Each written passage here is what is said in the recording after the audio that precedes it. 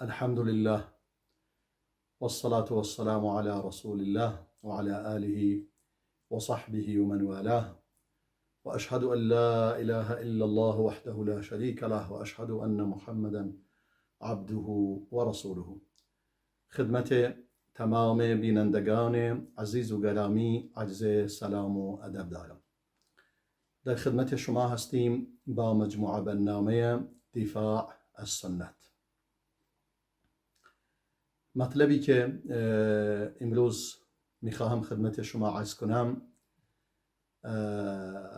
البته بعد از اینکه این حوادث ناگواری که در کردستان پیش آمده در روستای یا بگویم دهستان بزرگ حسین آباد اتفاق افتاد، حقیقتا حادثه بسیار ناگواری بود و به هر صورت هرچند هنوز جزئیات زیادی از این حادثه وجود ندارد، اما حتما خسارت جانی و مالی زیادی به بار آورده، مخصوصا این ماده مازوتی که در اونجا سوخته حتما ضرر زیادی هم به اونجا خواهد رساند. به هر صورت من به تمام کسانی که در این حادثه جان باختند به خانواده هایشان تسلیت عرض می کنم و از خداوند متعال می خواهم آنان را مورد رحمت خویش قرار دهد و به تمام در واقع مردم ایران، به ویژه مردم کردستان و به ویژه تر مردم شریف حسین آباد تسلیت عرض می کنم.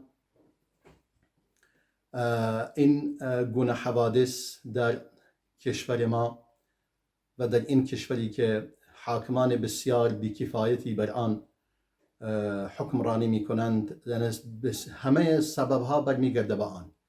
امام عمر می فرمود اگر الاغی یعنی پایش بلنگد و به گونه‌ای به دلیل وجود سنگریزه هایی که روی اون راه وجود دارد، اگر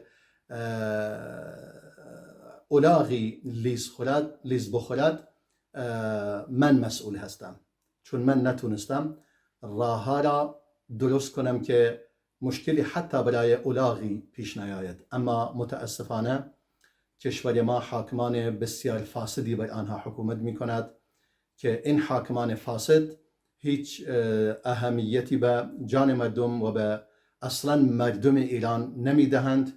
تنها تعدادی جیرخوار را پرورش می دهند و تنها آنان را مردم می دانند، بقیه مردم را اغتشاشگر یا هر القاب زشت دیگری که در واقع شایسته خود آنان است به مردم می گویند هست.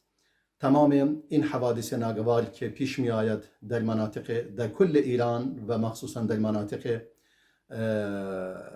کردستان یا در مناطق بلوچستان، همش بی‌کفایتی در واقع دولت است و همچنین این همه اعدام ها، زندان ها که ما در چند مدت پیش باز شاهد اعدام یک شخص بزرگواری اهل کامران بودیم، بدون هیچ گونه دلیلی او را اعدام کردن حیدر.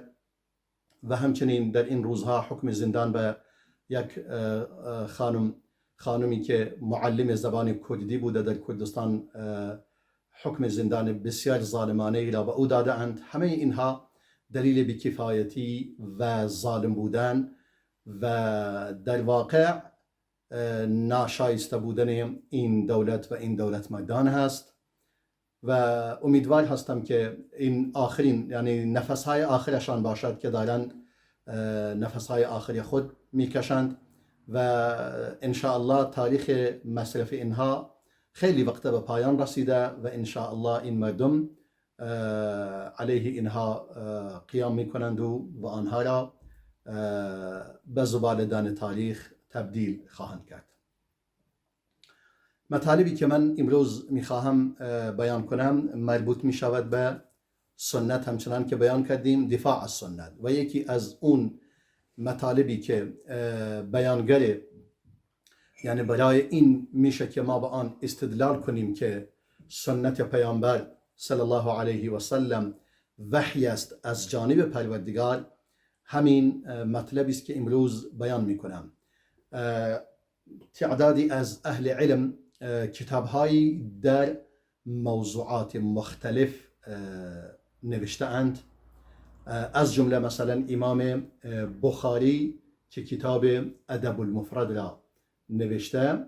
این ادب المفرد مال امام بخاری است که فقط در مورد مسائل اخلاق و آداب است، یعنی تمام فقط آداب و اخلاق که خدا نوشته الادب المفرد، یعنی تنها ادب، مسائل آداب و اخلاق، که اولین آداب و اخلاق در مورد حق پدر و مادر سخن میگوید.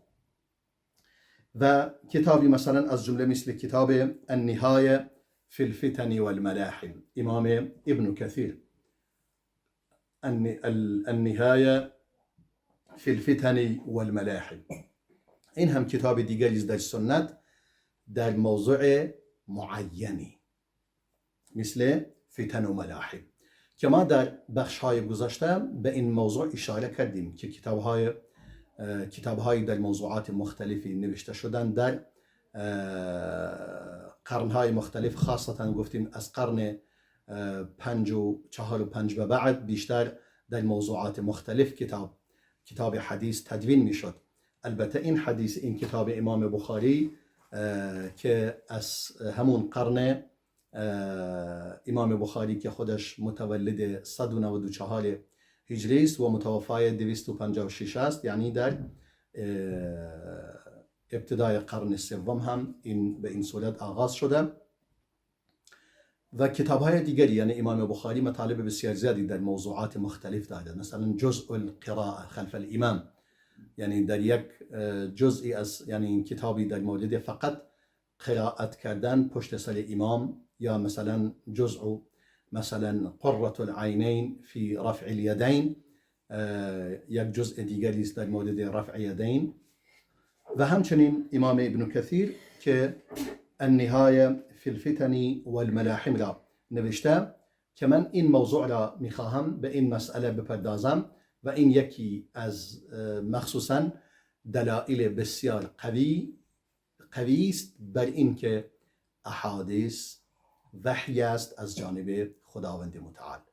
چرا؟ چون در اینجا مطالبی را بیان می کند که مربوط به آینده است، یعنی چیزی نیست که در زمان حال روی داده باشد یا مسائل آداب باشد، این کارو بکن این کارو نکن، بلکه این خبر می دهد در مورد چیزی که هنوز اتفاق نیفتاده در زمان رسول خدا صلی الله علیه و سلم. مثلا یکی از این مطالب که در اینجا امام ابن کثیر اولین مطلبی که در اینجا بیان می کند، اولا امام ابن کثیر در ابتدای این کتاب می فرماید فهذا کتاب الفتن والملاحم، می فرماید این کتاب فتن و ملاحم است. الفتن جمع فتنه، ملاحم جمع ملحمه. ملحمه یعنی معرکه، جنگ، و از ریشه لحم هست. لحم یعنی گوشت. انگار جنگ هایی که مردم یعنی به صورت تن به تن در آن می جنگند و کاملا با هم قاطی می شوند. به همین خاطر دیگه به مسائل فتنه ها و معرکه ها و حوادث به لفظ ملاحم، یعنی اصطلاحی برایش گذاشتن به اسم ملاحم. کتاب الفتن والملاحم فی آخر الزمان، کتاب فتن و ملاحم در آخر الزمان از آن چیزهایی که رسول الله صلی الله علیه و سلم در مورد آن خبر داده و باز هم در مورد بیان علائم آخرت و قیامت و در مورد مسائل بسیار بزرگی که قبل از فرا رسیدن قیامت اتفاق می افتد، از اون چیزهایی که واجب است ما به آن ایمان بیاوریم. چرا؟ چون کسی خبر از جانب کسی دریافت نموده ایم که صادق است و مصدوق است، مصدوق عنه است، یعنی هم راست میگوید و هم تصدیق شده در مورد آن، یعنی کسی است که باید صادق است و مصدوق است و کسی است که از روی هوا و هوس سخن نمیگوید. لا ينطق عن الهوى ان هو الا وحی یوحى، بلکه این وحی است که از جانب خدا به او می شود. در نتیجه این مطالبی که در اینجا بیان می شود به وضوح روشن می کند که مسئله سنت رسول الله وحی است. در اینجا امام ابن کثیر حدیثی را برای ما روایت می کند، حدیثی که امام ابو داود روایت کرده. یعنی امام ابو داود و امام احمد هر دو این حدیث را روایت نموده اند با سند خود. امام ابو داود با سند خود حدیث را روایت می کند از ابو موسی اشعری که فرمود امام ابن کثیر این حدیث را زیر عنوان رحمت الله عز وجل بأمة محمد علیه الصلاة والسلام در اینجا می فرماید رحمت خداوند متعال نسبت به امت محمد صلی الله علیه و سلم، یعنی زیر این عنوان این حدیث را آورده که در اینجا رسول الله صلی الله علیه و سلم می فرماید این حدیثی که امام ابو داود و امام احمد با سند خود روایت می کنند از امام ابو موسی اشعری رضای خدا بر او باد می فرماید رسول الله فرمود صلی الله علیه و سلم امتی هذه امة مرحومة ليس عليها عذاب في الآخرة عذابها في الدنيا الفتن والزلازل والقتل. می فرماید این امت من یک امتی است که مورد رحمت خدا قرار گرفته، امتی است مرحومه. چرا گفتم مرحومه؟ چون امت علامت تأنیث دارد، امة مرحومة لیس علیها عذاب فی الآخرة، در آخرت دیگه عذابی ندارد. چرا؟ چون فتن و مصائب بسیار زیادی برای امت من پیش میاد در دنیا که این مصائب سبب می شود که سبب کفارت گناهان آنها می شود و دیگه در آخرت عذابی ندارند، به شرط اینکه اهل واجبات و ایمان و عمل صالح باشند، یعنی به فرائض عمل کنند و از محرمات پرهیز کنند در حد توان و در نتیجه اگر گناهی هم داشتند اونها مورد رحمت خدا قرار می گیرند. می فرماید عذابها فی الدنیا الفتن، عذاب امت من در دنیا این فتنه هایی است که وجود دارد. حالا شما نگاه کن، بسیاری از مردم میگویند چرا این همه بلا و مصیبت ما در سرزمین خود داریم؟ مثلا الان تمام سرزمین مسلمانان هیچ آرامشی در آن وجود ندارد، در یمن، در سوریه، در عراق، در فلسطین، در مناطق بسیار، در کشمیر، در بسیاری از مناطق، در افغانستان، در سرزمین های اسلامی و در مناطق خاورمیانه همه در زیر فتن و فتنه های بسیار زیادی هستند. در واقع در اینجا بود که ما متوجه میشیم که رسول الله فرمود این فتن و این مصائب، این فتنه هایی که در بین آنها ایجاد می شود سبب می شود گناهان آنها پاک شود. الفتن و الزلازل و زلزال فراوان است در امت من، یعنی زلزله بسیار زیاد است که ما می بینیم در سرزمین های اسلامی زلزله های فراوانی ما مشاهده می کنیم و همچنین قتل، کشتار زیادی باز وجود دارد. می فرماید همه اینها سبب کفارت گناهان می شود و سبب آن می شود که دیگه در آخرت عذابی نداشته باشد. به همین خاطر ما در احادیث دیگری باز داریم، یعنی این مطلب این که در اینجا می فرماید امت من این گونه هست و در آخرت عذابی ندارد و عذاب آنها در دنیاست، این مسائل اثبات میکند که اینجوریه که ما خودمون عملا داریم مشاهده میکنیم. البته این مشکلات تنها در این عصر نبوده. ما در عصر ممالک و حکومت‌های گذشته هم نگاه کنیم، ما مثلا در عصر دولت عثمانی و در عصر دولت ممالک و ایوبی ها و همچنین دولت مثلا اموی ها و همچنین در عصر خلفای راشدین بعد یک جهت مژده خوبی است و از یک جهت بیان واقعیتی است که ما در آن زندگی میکنیم. یک واقعیتی است که وجود دارد و امام ابن کثیر این مطلب را آنگونه بیان میکند.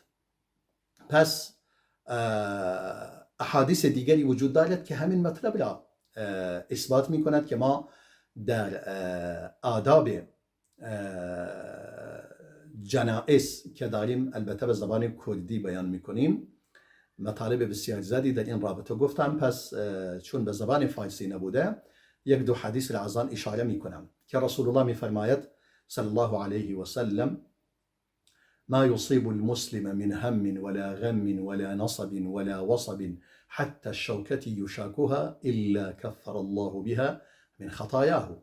میفرماید هیچ مصیبتی برای مسلمان پیش نمی آید. ما یصیب المسلم، آنچه که به مسلمان اصابت می کند، من هم، چه هم باشد، یعنی نگرانی هایی که حتی دلیلش را نمی داند، و من هم او غم، یا غم باشد که نگرانی هایی که دلیلش هم می داند که چیست، ولا نصب، خستگی هایی که برایشون پیش می آید، ولا وصب، بیماری هایی که برایشون پیش می آید. وصب یعنی بیماری، یعنی هیچ کدوم از این مشکلات وجود نیست، یعنی چه هم باشد، چه غم باشد، چه خستگی باشد در راه کار و بالاخره زندگی، و چه بیماری هایی باشد که به آن مبتلا می شوند، هیچ کدوم از اینها نیستند. حتی شوکتی یوشاکوها، حتی اگر خاری باشد در بدن مسلمانی فرو برود، الا کفر الله بها من خطایاه، مگر اینکه پروردگار آن را کفارت گناهان آن قرار میدهد. پس این حدیث موافق این هست. یا مثلا فرمود: لا يزال البلاء بالمؤمن والمؤمنة في نفسه وماله وولده حتى يلقى الله وما عليه خطيئة.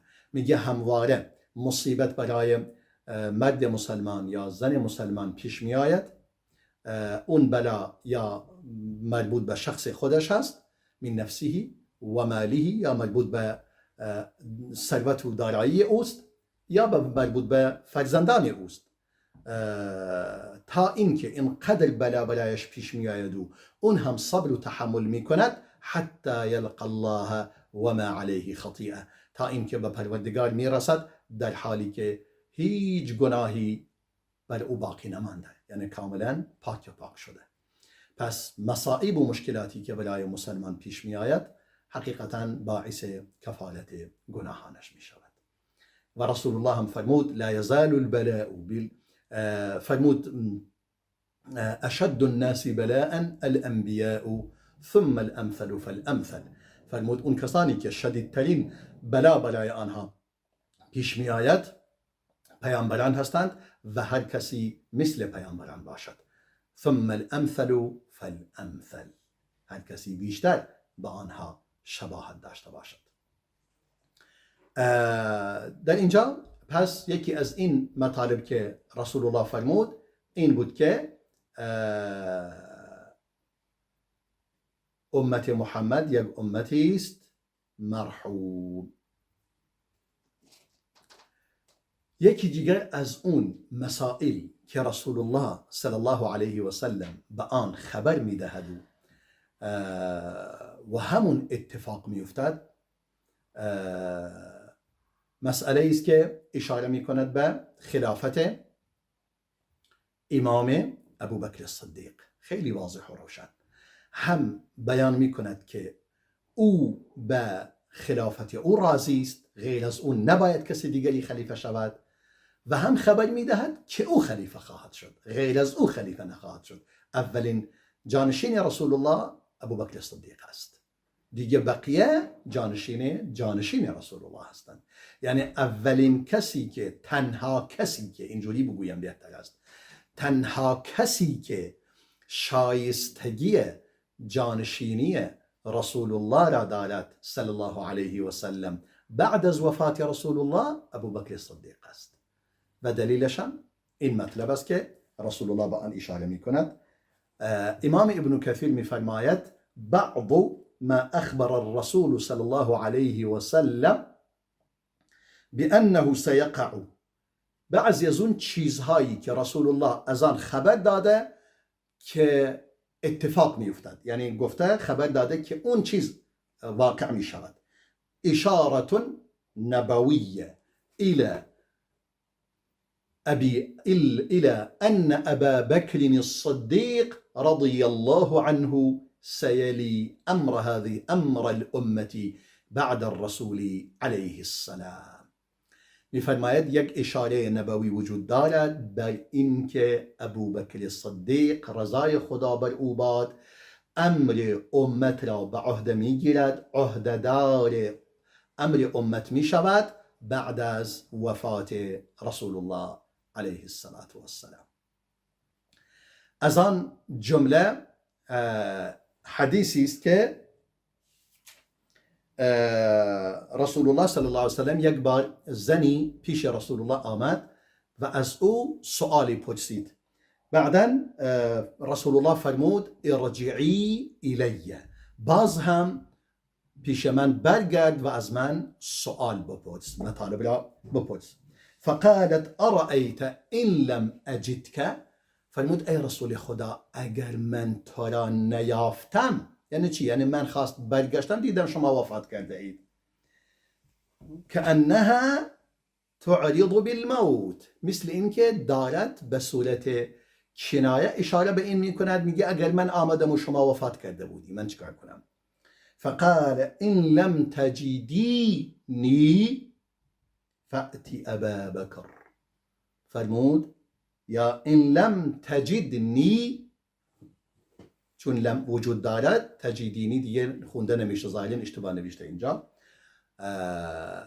ان لم تجدنی فأتی ابا بکر، فرمود اگر منو نیافتی و من وفات کرده بودم پیش ابوبکر بیا. سبحان الله. این حدیث امام بخاری و امام مسلم از طریق جبیر بن مطعم روایت کردند. یعنی این حدیث جبیر بن مطعم روایت می کند. و امام ابن کثیر می فرماید فکان القائم بالامر من بعده ابا بکر، و حقیقت امر این بود اون کسی که بعد از رسول الله عهده‌دار خلافت شد امام ابوبکر صدیق بود. صدق رسول الله صلی الله علیه و سلم. و همچنین در یک حدیث دیگری که من بارها در فضیلت امام ابوبکر این را بیان کرده ام، اکنون هم اشاره کوتاهی به آن هم می کنم. حدیث دیگری است که هنگامی که رسول خدا صلی الله علیه و سلم خواست کتابی را بنویسد، همین که میخواست کتاب را بنویسد که الان شیعه ها روی آن دارن مانور میدهند و اینها، این در واقع در مورد امام ابوبکر بود. یعنی درسته رسول الله تصمیم داشت کتابی را بنویسد و در آنجا خلافت ابوبکر صدیق را معین کند. بله این کاملا درست است، ولی هیچ ربطی به امام علی ندارد، به هیچ گونه، نه اشاره‌ای نه هیچ چیزی، یعنی هیچ اشاره‌ای از جانب رسول الله صلی الله علیه و سلم وجود ندارد به این که الامام علی بعد از او خلیفه باشد. حتی نه برای عمر وجود ندارد، برای امام عمر وجود ندارد، برای امام عثمان وجود ندارد، برای هیچ کسی وجود ندارد جز برای یک نفر، و آن هم بهترین بنده خداست بعد از پیامبران، و آن هم ابوبکر صدیق. در اینجا در این حدیث به آن اشاره می کند که می فرماید رسول الله خواست که کتابی را بنویسد و امام امام ابن کثیر این احادیث را زیر باب دلائل نبوت اشاره می کند. یعنی این یکی از دلائل نبوت رسول الله است که خبر می دهد از اشیایی در آینده. بله، رسول الله خواست یک نامه را بنویسد، یک کتابی را بنویسد برای ابوبکر صدیق برای خلافت، اما فترکه، آن را ترک نمود، ننوشت. لعلمه، امام ابن کثیر می فرماید ان اصحابه لا یعدلون عنه، چون رسول الله یقین داشت که اصحاب او غیر از ابوبکر را کسی دیگری نمیپذیرند و غیر از او انتخاب دیگری ندارند. به همین خاطر دیگر فرمود نیازی نیست که کتاب را بنویسم. پس اون نامه قرطاس اگرم می نوشت ابوبکر را انتخاب می کرد. همچنان که در این حدیث وجود دارد که رسول الله صلی الله علیه وسلم به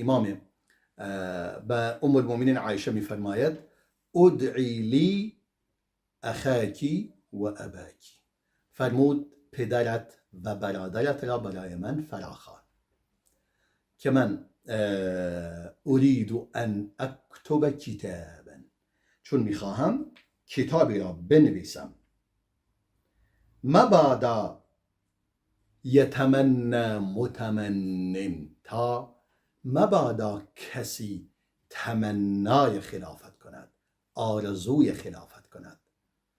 بعداً فرمود یأبی الله والمؤمنون الا ابا بکر، فرمود الله و مؤمنین بجز ابو بکر کسی را قبول ندارند و کسی را یعنی امتناع میکنن از این که کسی دیگری خلیفه شود. و یأبی الله والمؤمنون الا ابا بکر، یا در لفظ دیگر یأبی الله و یدفع المؤمنون، و در لفظ دیگر یأبی المؤمنون یدفع الله و یأبی المؤمنون، الله دفع میکند غیر از ابو بکر و اهل ایمان هم امتناع میکند از غیر از ابو بکر، یعنی غیر از ابو بکر را کسی را قبول نمی کنند. و این حدیث هم یک حدیث صحیحی است که هم امام بخاری و هم امام مسلم آن را روایت کردند. و این هم آنچنان اتفاق افتاد که رسول الله فرموده بود ایمانداران غیر از او را نپذیرفتند و خدا هم غیر از آن را نپذیرفت. و یک حدیث دیگری باز که اشاره به این می کند به صورت اختصار، هرچند کمی طولانی شد این بخش، اینم را باید بیان کنم تا این بخش تمام شود. رسول الله صلی الله علیه و سلم فرمود، حدیثی است که امام ترمذی و امام احمد و امام ابن ماجه و امام ابن حبان این حدیث را روایت نموده اند از طریق عبدالله بن مسعود و عبدالله بن عمر و ابو درداء، یعنی سه تا اصحاب رسول الله این حدیث را بیان نمودند. می فرماید رسول الله فرمود اقتدوا بالذین من بعدی، یا اقتدوا بالذین من بعدی، فرمود اقتدا کنید به اون دو شخصی که بعد از من می آیند، ابی بکر و عمر، ابی بکر و عمر، یعنی بعد از من شما از این دو نفر پیروی بکنید. یعنی چی؟ یعنی اول ابو بکر، بعد از ابو بکر عمر. این هم دلیل دیگری بر این مورد و در واقع مقصود از این حدیث این است که در اینجا اشاره هم می کند هم به خلافت امام ابو بکر و هم به خلافت امام عمر، این دو مورد و همان گونه شد و همان گونه اتفاق افتاد. در اینجا با هم میان برنامه نگاه می کنیم و باز هم در خدمت شما خواهیم بود. با ما همراه باشید.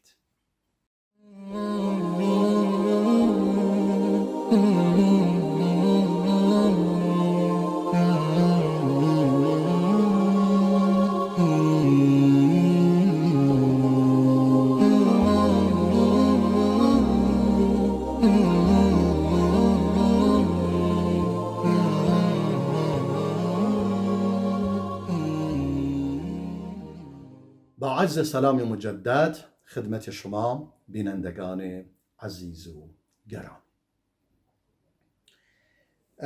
مطالب دیگری، هرچند ما بخش اول کمی طولانی شد، مجبوریم در این بخش کمی کوتاه‌تر صحبت کنیم.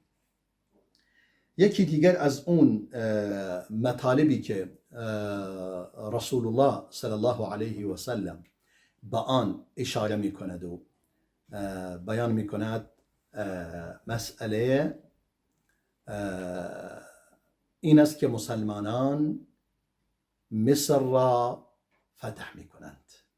فتح مصر است، یعنی هنوز که مصر فتح نشده بود در زمان رسول خدا صلی الله علیه و سلم. در اینجا یک حدیثی که در اینجا وجود دارد، امام حاکم این حدیث را روایت می کند با سند خود. البته امام ابن کثیر می فرماید امام مالک و امام لیث بن سعد که هم عصر امام مالک است، یعنی امام مالک در مدینه منوره و امام لیث بن سعد در مصر، که یکی از از مجتهدین است، از اون تعداد مجتهدین است که به آنها مجتهد مطلق گفته می شود. امام مالک، امام لیث بن سعد، امام اوزاعی، امام ثوری دیگه سفیان ثوری و سفیان بن عیینه، اینها از اون هستند. امام شافعی، امام احمد، اینها مجموعه افرادی هستند، علمایان بزرگی هستند که با آنها مجتهد مطلق گفته شده. امام مالک و امام لیث بن سعد از امام زهری که امام اینهاست روایت می کنند، اون هم از ابی بن کعب، نه، از فرزند کعب بن مالک، از فرزند کعب بن مالک. فرزند کعب از خود کعب بن مالک روایت می کند، یعنی از پدرش که صحابه رسول الله است. می فرماید ان رسول الله صلی الله علیه و سلم قال اذا افتتحتم مصر فاستوصوا بالقبط وفي رواية فاستوصوا بأهلها خيرا فإن لهم ذمة ورحمة. فرمود هنگامی که شما مصر را فتح کردید، یعنی شما مصر را فتح خواهید کرد، این اتفاق می افتد، پس رفتار پسندیده‌ای با اهل مصر داشته باشید که قبط هستند، قبطی های مصر، یا فاستوصوا بأهلها خیرا، به نیکی با اهل مصر رفتار کنید، زیرا فإن لهم ذمة و رحمه، زیرا آنها برای آنها عهد وجود دارد، وسیله رحم وجود دارد. مالیه قبطی از مصر است، به خاطر مالیه قبطی رسول الله صلی الله علیه و سلم میگه با تمام اهل مصر به خوبی رفتار کنید. الله اکبر. و این هم یکی از دلایل است بر در واقع نیکی با اقوام و خویشاوندان، که انسان با خویشاوندان خود باید با نیکی رفتار کند. حالا برای تمام اهل مصر را رحم خود میداند و به قصد عنوان صله رحم هم باشد، باید هوشیار باشید که ماریه قبطی یکی از همسران رسول الله بوده صلی الله علیه وسلم، هرچند به عنوان همسر معروف نبوده، اما به هر صورت ام الولدش بوده. ام الولد یعنی مادر فرزندش است. نتیجتاً باید برای با آنها با نیکی رفتار کنید. در واقع این حادثه فتح مصر اتفاق افتاد توسط عمرو بن عاص در سال 20 هجری، هنگامی که امام عمر رضی الله عنه خلیفه مسلمانان بود. رسول الله که در دهم هجری وفات میکند. 2 سال بعد از او امام ابوبکر خلیفه بوده، یعنی بعد از وفاتش تا 2 سال امام ابوبکر خلیفه بوده که میشه 12 سال. یعنی از سال 20، یعنی 8 سال از خلافت امام عمر گذشته مصر فتح می شود و قبل از آن فتحهای بزرگتری اتفاق می افتد. قبل از سال 20 فتح ایران و روم اتفاق می افتد و مصر هم فتح می شود. در نتیجه اون اخباری که رسول الله داده بود تحقق یافت در سال 20 هجری. همچنان که در حدیث دیگری که امام مسلم با سند خود از ابوذر غفاری روایت می کند، می فرماید انکم ستفتحون ارضا.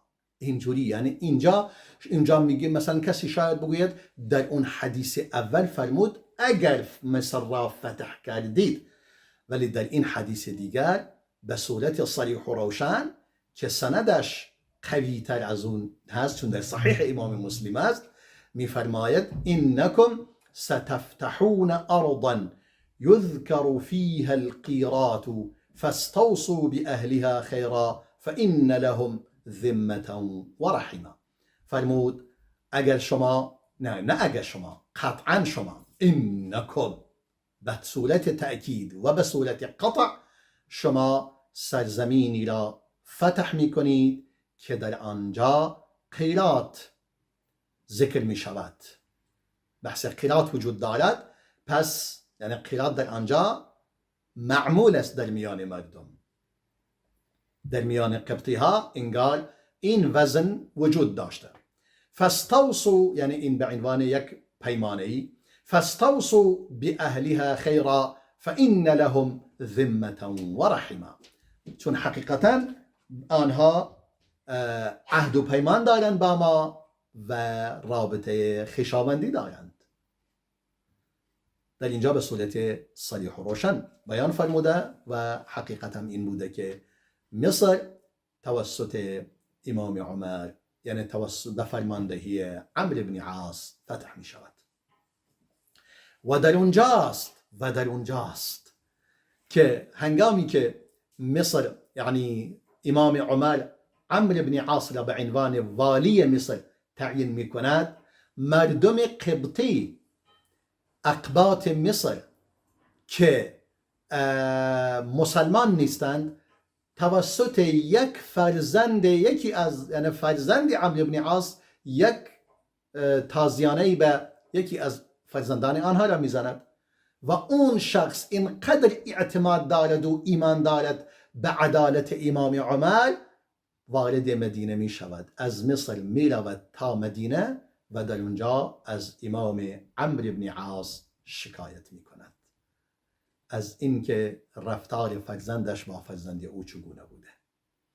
در اینجاست که امام عمر عمرو بن عاص را حاضر می کند در مدینه و او را قصاص می کند در رابطه با اون تازیانه. و این است که رسول خدا صلی الله علیه و سلم همون خبری که داده بود اتفاق افتاد.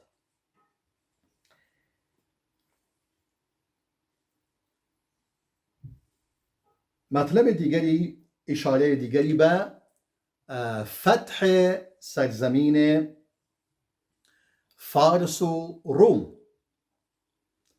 هرچند به گونه دیگری آن را بیان می کند، اشاره می کند به این که 2 دولت فارس و روم هر دو می روند بدون برگشت. یعنی وقتی که رفتن دیگه برگشتی دوباره ندارن. بار دیگر دولتی به اسم دولت فارس و دولت روم به اون معنی، یعنی امپراتوری فارس و امپراتوری روم باقی نخواهد ماند به عنوان یک امپراتور، بلکه به عنوان یک دولت محلی و کوچک باقی میماند.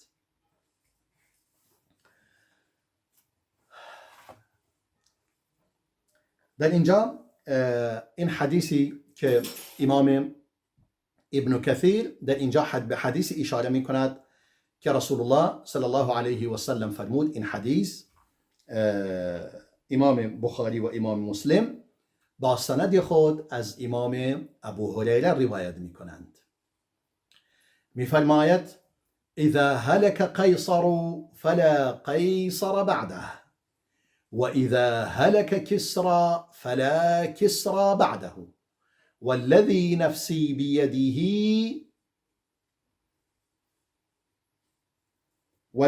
نفسي بيده لتنفقن كنوزهما في سبيل الله والذي نفسي بيده لتنفقن كنوزهما في سبيل الله. الله اکبر. میفرماید هنگامی که قیصر روم نابود شد دیگه قیصری بعد از او نخواهد بود و هنگامی که کسرای فارس، حاکم امپراتوری فارس نابود شد بعد از او کسرایی نخواهد بود. یعنی اینها لقب پادشاهان هستند. لقب پادشاهان روم قیصر و لقب پادشاهان ایران کسرا و لقب پادشاهان مثلا شام هرقل یا لقب پادشاهان حبشه نجاشی. فلا کسرا بعده والذي نفسي بيده لتنفقن كنوزهما في سبيل الله. قسم به کسی که جان من در دست اوست تمام گنجینه های قیصر و کسرا در راه خدا انفاق می شود و صرف می شود و همان گونه شد. اتفاق افتاد همچنان که رسول الله خبر داده بود، دقیقاً بدون هیچ گونه اختلافی در چیزی که رسول الله فرموده بود. در زمان امام ابوبکر و امام عمر و امام عثمان به کلی دست قیصر اون وقت که اسمش هرقل بود از سرزمین شام قطع شد، از سرزمین شام و سرزمین جزیره العرب، و ملک قیصر خلاصه شد در سرزمین روم، فقط در بلاد روم، یعنی همون ایتالیای امروز. و عرب به کسی که سرزمین روم و شام را کسی که سرزمین روم و شام و جزیره العرب را در دست بگیرد به آن گفته میشد قیصر. دیگه قیصر یعنی وقتی که امپراتور باشد. وقتی که امپراتوری از دست داد دیگه اسم قیصر باقی نمیماند، چون قیصر برای اون میگفتن که امپراتور است. امپراتور بودنش هم این است که هم سرزمین خود و هم سرزمین های دیگر را به آن اضافه می کند. و در این حدیث اشاره بسیار عظیم و بزرگی است برای اهل شام که دست پادشاه روم بار دیگر بر سرزمین شام تسلط پیدا نمی کند. یعنی بار دیگر قیصر روم بر سرزمین شام حکم نمی کند، نه بر سرزمین شام نه بر سرزمین جزیره. این دیگه یکی از علائم نبوت است که رسول الله به آن خبر داده. و به هر صورت در اینها مطالب واضح و روشنی بود. اما در مورد کسرا تمام ملکش در زمان امام عمر ازش گرفته شد، تمامش، یعنی هیچی در دست کسرا باقی نموند. سپس در خلافت امام عثمان بقیه اندکی که مونده بود اون هم کنده شد و به کلی حکم را از او سلب شد. و بعضی میگوین در سال 32 هجری بود. در نتیجه یعنی ابتدای آن در زمان امام عثمان بوده که امام عمر بوده که بیشتر آن فتح شد، ولی دیگه چیز اندکی که باقی مونده بود اون هم در زمان امام عثمان پاکسازی شد و قدرتی در دست کسرا نموند و سرزمین کسرا وارد اسلام شد و مسلمان شد و مسلمان دیگه سنی، چیزی به اسم شیعه وجود نداشت. یکی دیگر از اشارات نبوی و یکی دیگر از علائم نبوت رسول الله صلی الله علیه و سلم و اینکه سنت او وحی است از جانب خدا، اشاره است به اینکه عمر بن خطاب کشته می شود، یعنی شهید می شود توسط دست غداری به شهادت می رسد. حدیثی که امام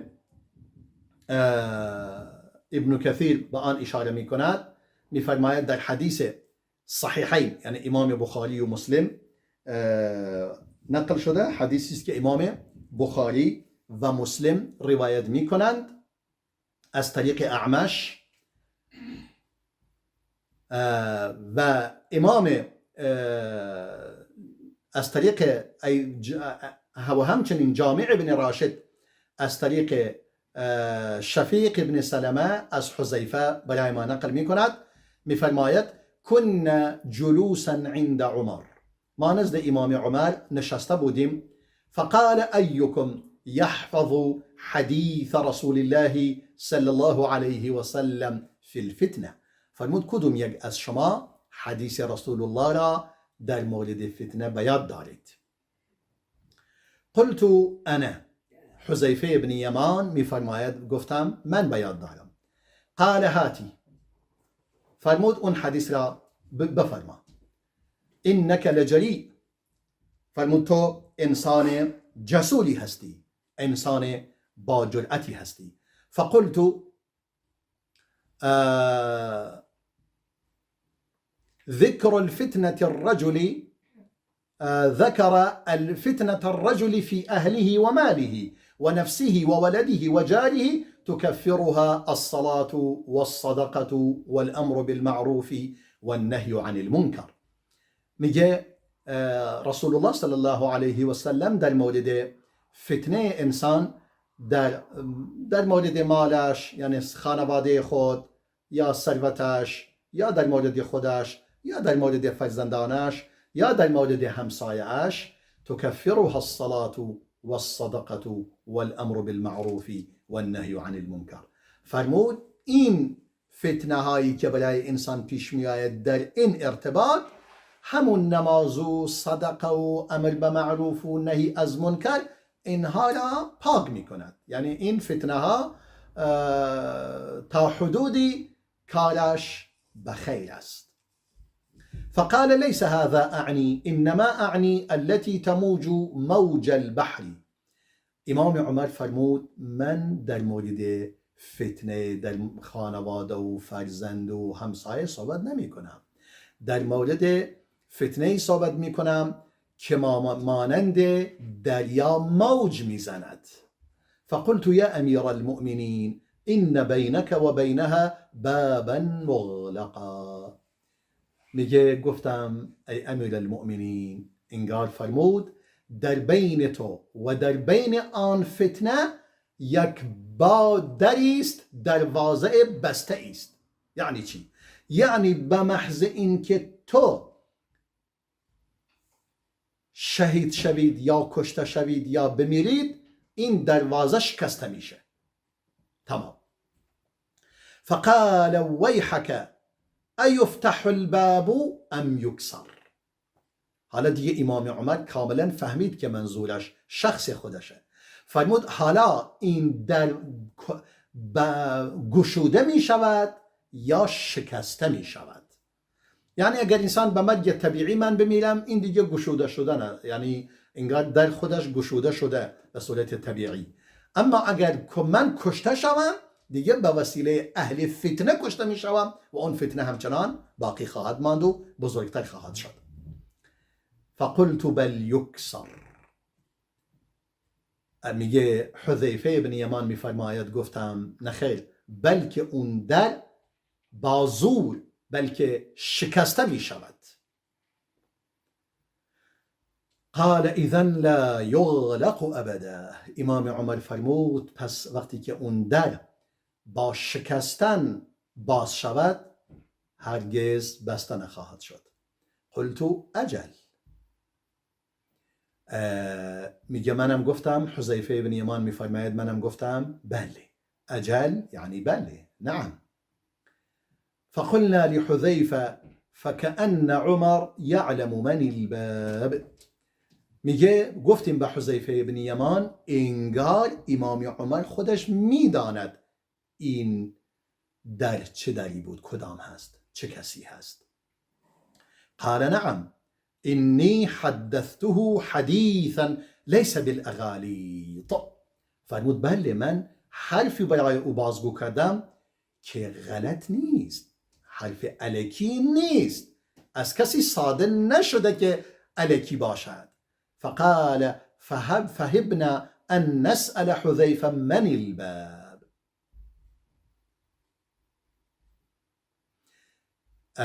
میگه ما ترسیدیم، یعنی ما ترسیدیم از اینکه از حذیفه سوال کنیم اون در چه کسی است. بله ما ترسیدیم که بیان کنیم که اون در کدام در است. اما فقلنا لمسروق. میگه اما به مسروق گفتیم فسأله فقال عمر. به مسروق گفتیم که او سوال کند از امام حذیفه. مسروق یکی از تابعین است. اون هم فرمود امام عمر است. هكذا وقع الامر. امام ابن کثیر میفرماید واقعیت آنگونه بود. سواء بعدما قتل. دقیقا همان جون اتفاق افتاد کاملا بعد از اینکه امام عمر شهید شد در سال 23 هجری. وقعت الفتن بین الناس وكان قتله سبب انتشارها بینهم. فتنه در میان مردم در واقع ایجاد شد و کشتن او و شهید شدن امام عمر سبب منتشر شدن آن فتنه بود در میان مردم. یعنی این هم یکی از اون اشارات بسیار عظیم رسول الله بود صلی الله علیه و سلم به این اتفاق عظیم، به این در واقع فتنه بسیار بزرگ که گشوده شد و تاکنون هم بسته نشده و بسته نخواهد شد. در اینجا همه شما را به خداوند بزرگ و ذوالجلال می سپارم. و السلام علیکم و رحمت الله و برکاته.